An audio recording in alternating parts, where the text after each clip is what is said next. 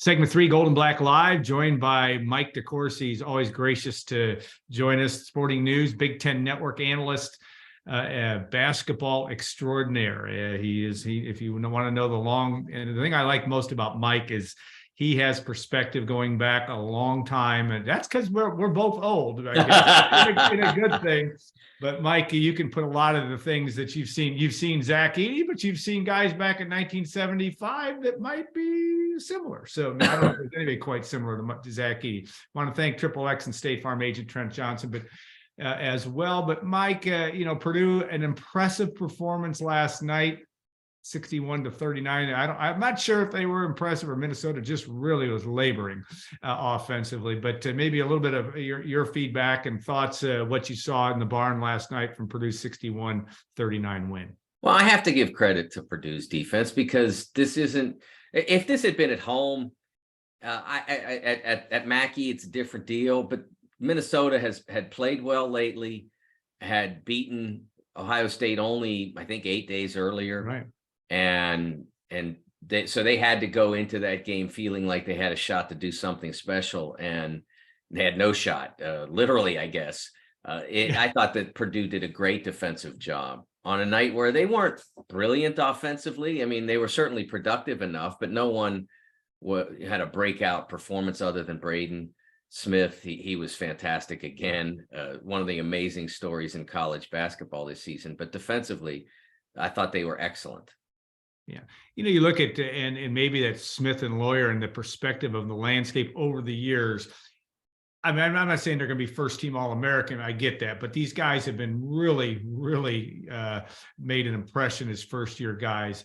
And anybody out there that you look at over the years that you compare them to, just that duo, it's an interesting deal. You just don't see guys that make that kind of impact early on like these two have. Yeah, I think what the most extraordinary thing about the circumstance, I think Foster is playing probably about maybe 10%, 20% above what we might have expected. We expected him to be a regular, whether he was a starter or not, he was going to be a regular part of the rotation. He was going to be a threat from the three-point line. He was going to be a solid defensive player.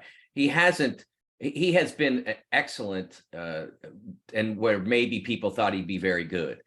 Yeah. For me, it's Braden Smith that is the absolute shocker. I mean, we're talking about a guy who was 196th, I think is the correct number. Depends, I guess, right, on the service, but 196th. And the 33rd point guard. I remember that specifically, according to 247.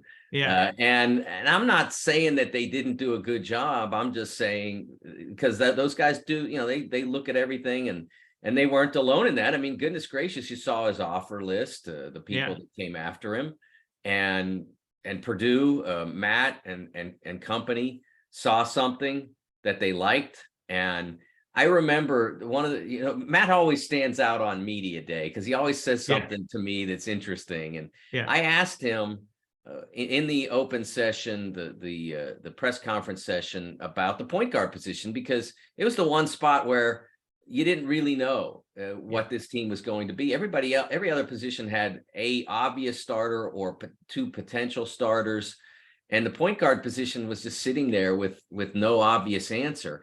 And he said, Braden's going to be good. He's going to be fine. And I think even maybe Matt underestimated him a little bit by saying he was going to be good or fine. At this point, I think you have to consider him as one of the best, if not the best, point guard in the Big Ten. And the Big Ten's a big time league. So just having an extraordinary year. Yeah. I think the interesting thing is about those two guys too, is that their makeup is, I use the term killers. That's probably not the right term, but they've got that instinct and they don't draw a lot of attention to themselves. They just play, and they get in every different environment, and it's the joy of playing that you see that with them, but they just do it. And that's what seems to me to make them really unique. I go back to the Purdue game, obviously very close. And on the one end, you have Foster stepping up to make that three-point shot when Zach chose to pass out of the double team. Yeah. And you have that shot, which was a big-time, high-pressure shot. And then on the defensive end, you have Braden very cleverly getting onto the ball as a help defender on the perimeter on the left wing, and just deflecting it enough to not be in danger of a foul, but to disrupt the offensive process. And remember, time's lapsing, so that little deflection throws Ohio State totally off rhythm, and they wind up basically getting a heave. And so those two plays are, I think they're the perfect illustration of how those guys are willing to play under pressure, able to play under pressure. And right now, Alan, I mean, that's all that you have left is pressure, because you are right now you're a number 1 seed. You're the leading team in the Big Ten Conference. To hold on to those things requires withstanding pressure. And then, of course, when you get into the NCAA tournament, that again, it's not unbearable pressure, but it's unrelenting. It never stops from the circumstance the Boilers are in now. Yeah. Fletcher Loyer and Braden Smith have become guys that are just they're not impervious, I think, to that pressure, but they sure have handled it at every step. The guy in the middle, Zach Edey, and he's right now, I think from every expert, yourself included, got to be, if he's not on the short list, he is. If he's not the national player of the year, he's on one, 2, or 3. Try to put him in a little bit into perspective of what you're seeing out of him, and what you've seen in years 1 and 2, and now year 3. He's really been something. Now, first of all, Alan, he is not on the short list. Yeah, he is the list. he's 7'4", so yeah. I'm on the short list at 5'8". He is one of the rare players of his size. We haven't seen very many great players at his height. I go back because of my age, as you mentioned in the open. I was more or less a contemporary. I think I was out of college maybe a year before Ralph Sampson. So I saw him a lot in that period of time, and he was extraordinary. And I never thought that Ralph got the full weight of his talent.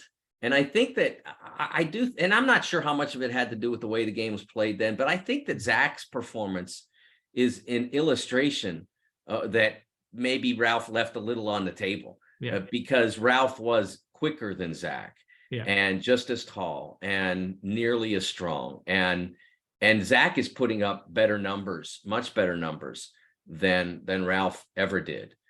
So I think that says something. But it's very rare to have a player that size, and it's very rare to have a player that size be this successful. I mean, I think in between those two guys, you had Sean Bradley. I don't think Sean ever had a year like this, like Zach is having. He is the leading candidate for Player of the Year. There are others that are in the ballpark. I mean, I think Brandon Miller at Alabama has been sensational. And I wouldn't rule out him making a charge because he's only a freshman and continues to develop. But I see things from Zach with each game that passes that I didn't see the time before. He continues to grow as a talent, as a performer. His passing ability, his understanding of when to pass and when not to pass. I mean, again, go back to that kick out to Fletcher in the Ohio State game, and then you contrast that to Michigan State, and he gets the ball deep and nobody doubles, so he knows, okay, this is mine. And then, and I'm not, I'm not questioning Tom Izzo. He's got 700 wins and Hall of Fame, but not choosing to double, and that allows Zach. It's like, okay, you want me to do this, I will do this. And he basically, for him, that game-winning basket was not much more than dropping it in the goal. I mean, it took a lot to get to that. And a lot of dexterity and understanding and all that, but the actual act of the shot was simply dropping it in the goal. And no one else in college basketball can do that. Because on a post move, any other player gets up and you can't get that close to the goal. You're having to make a shot, so to speak, whether it's a hook or a layup or whatever. You're having to make a shot out of your post move. He can literally make a post move and drop it in because of his height and his quickness. Yeah, and we can talk about his dexterity. He's learned it. His footwork is excellent. He can catch the basketball. He can handle it around the basket about as well as anybody I've ever seen from that standpoint. All right, always the $64,000 question, or an NIL world, maybe more than that. But what keeps Zach Edey? Is Zach Edey? You watch a lot of basketball and have for a long time, but can he play at the next level if you're him? And I know this is premature talk, but do you try to get an NIL deal and stay another year? What do you see for Zach Edey's future? Maybe Purdue fans should just enjoy it while they have it. Yes, but he is an interesting prospect for his future in basketball. I don't have much doubt that he will play in the league. He will be on a team. Someone will bring him in either as a second round pick or a undrafted free agent. And if he is not selected whenever he enters the draft, he will, like, his phone will, like, all 32 teams, all 30 teams will blow it up. Because they'll want to have him in and see what they can do with him if somebody does not draft him. I think it would be foolish to not draft him, especially in the second round, because the possibility is there. And again, there are lots of guys that get taken the second round where there isn't much. So I think I'll be surprised if he gets through the second round without getting selected. But I don't know that he'll ever be a first round pick, because there isn't a single NBA team that is playing that way now. Yeah. So when you draft in the first round, you want to draft a potential starter. And I don't think that Zach is going to find that easily. He'll compete, he'll try, and I'm not going to rule it out because he's such a competitor and so gifted and such a performer. But I would think that it would be more likely that he would become the best scenario for his career is to be a backup in the league, a part of a second unit for a very long time. There's a lot of money in that.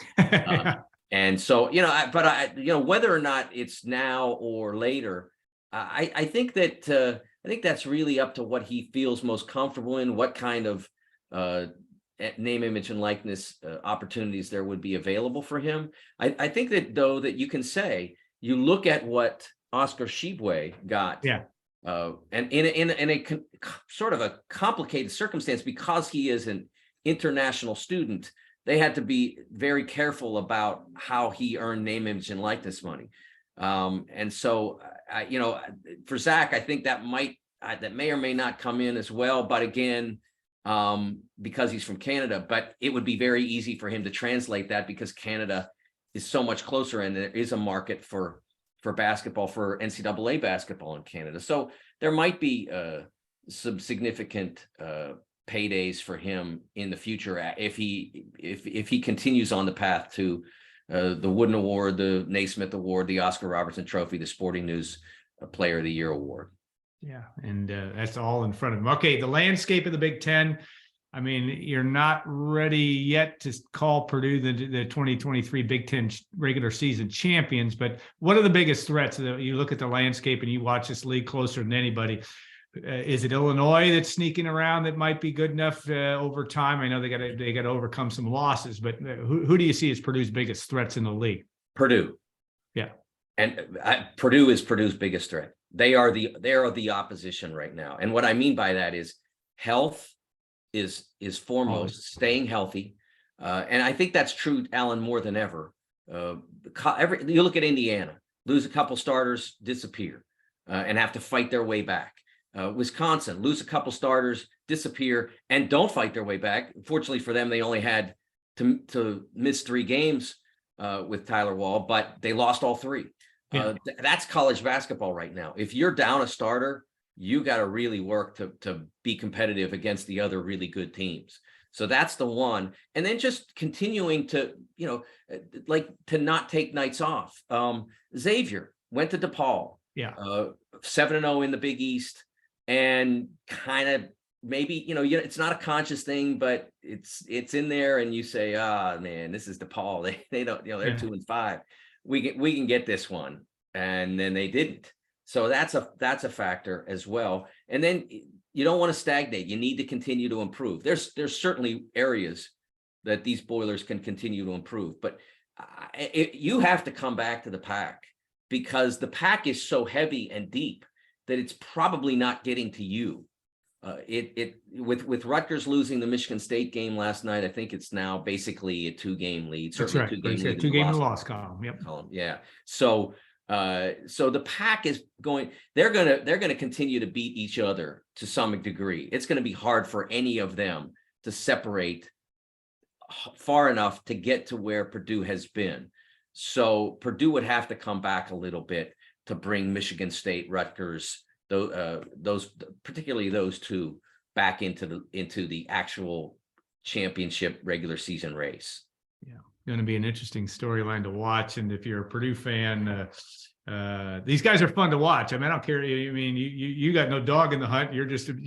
But this is a fun team, an interesting team to watch. I mean, Matt Painter has done, I think, anybody, not to gush, but is pretty good at what he does. And it's going to be kind of fun to see what he does maybe to tweak this team just to another level to get it to that.